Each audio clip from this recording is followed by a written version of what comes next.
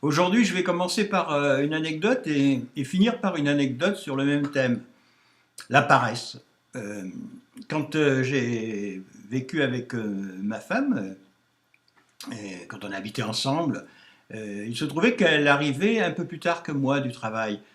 Et j'avais travaillé toute la journée. Le soir, mon plaisir, c'était de lire Le Monde, parce que, comme autodidacte, je trouvais que Le Monde, je m'instruisais en lisant Le Monde, et c'est exact.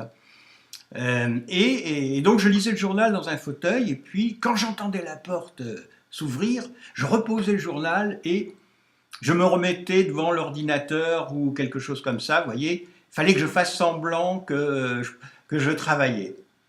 Pourquoi? Eh bien parce que toute mon enfance, on m'avait dit que j'étais fait paresseux, que j'étais feignant, que je ne faisais aucun effort, ça n'a pas cessé. Et alors que je faisais énormément d'efforts, mais comme dyslexique, je ne parvenais pas à comprendre certains concepts, certaines théories, et forcément, au bout d'un moment, j'abandonnais. Hein. Comme disent les pédagogues le savent bien, un enfant normal, dit normal, déjà quand on lui demande 15 minutes d'attention, c'est beaucoup. Alors pour un dyslexique, c'est énorme. Et j'entendais toujours dire, mais s'il faisait un peu d'effort, s'il était moins paresseux, il y arriverait, etc. etc. Vous savez, la paresse, ça n'existe pas réellement. Quand on a quelque chose d'accessible ou quelque chose qui nous plaît, qui nous intéresse, eh bien, on va faire beaucoup d'efforts. Sauf que quand on sait que c'est tout individu. Par exemple, demander à une personne de conquérir l'Everest, si elle n'a pas de préparation, si elle ne sait pas comment gravir une montagne, évidemment, elle ne va pas avoir envie de grimper sur le haut de l'Everest. Et donc, on va dire, elle est paresseuse. Mais non, devant quelque chose qui n'est pas accessible, et on le sait qu'on ne pourra pas, c'est exactement ce qui se passe pour un dyslexique.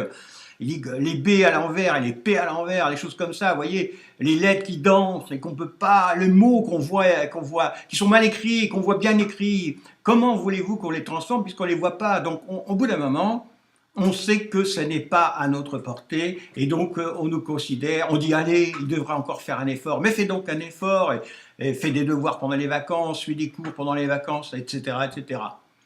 Et vous voyez, c'est tellement ancré en nous, hein, je racontais l'anecdote au début, que je suis, j'ai énormément travaillé en fin de compte dans ma vie. J'ai toujours travaillé, mais quand vous pensez que par exemple j'étais capable d'animer des stages pendant un mois durant, pendant un mois, hein, pour les gens qui savent ce que c'est que animer un groupe tous les jours, avec des thèmes différents. J'ai travaillé constamment et je travaille encore. Et je supporte pas les gens qui se reposent trop longtemps, qui fainéantisent, vous voyez, qui fainéantisent, ce n'est pas le mot en réalité, qui se relaxent dans une chaise longue, vous voyez, ou qui dorment l'après-midi, qui font la sieste et tout ça. Pourquoi? Parce que j'étais tellement entendu dire que j'étais paresseux, et maintenant, vous voyez, je fais presque la merde. Enfin, je vais terminer pour pas être trop long, par la dernière l'anecdote que j'avais dite pardon, au début. Cette anecdote est la suivante, encore sur la paresse. Eh bien, un jour, quand j'étais petit, nous partions en vacances par le train, avec sac à dos, bagages, énormément de valises, etc. On n'avait pas de voiture, on n'avait pas les moyens d'avoir une voiture. Et je vois mon père porter des valises, et moi aussi ma petite valise, etc. Et je dis à mon père, alors parce que j'avais des patins à roulettes, vous voyez, à l'époque, alors nos patins à roulettes, c'était avec des roulements à billes, hein. Le plastique n'était pas encore vraiment là. Et je dis à mon père, mais si on leur mettait des roulements à billes, si on leur mettait des roulettes à nos valises, et mon père se retourne, il regarde ma mère, et il dit, tu vois, il est vraiment feignant. Voilà, je pense que vous avez tout compris. Attention, votre enfant, s'il est dyslexique et s'il ne travaille pas bien à l'école, c'est pas pour ça qu'il est feignant.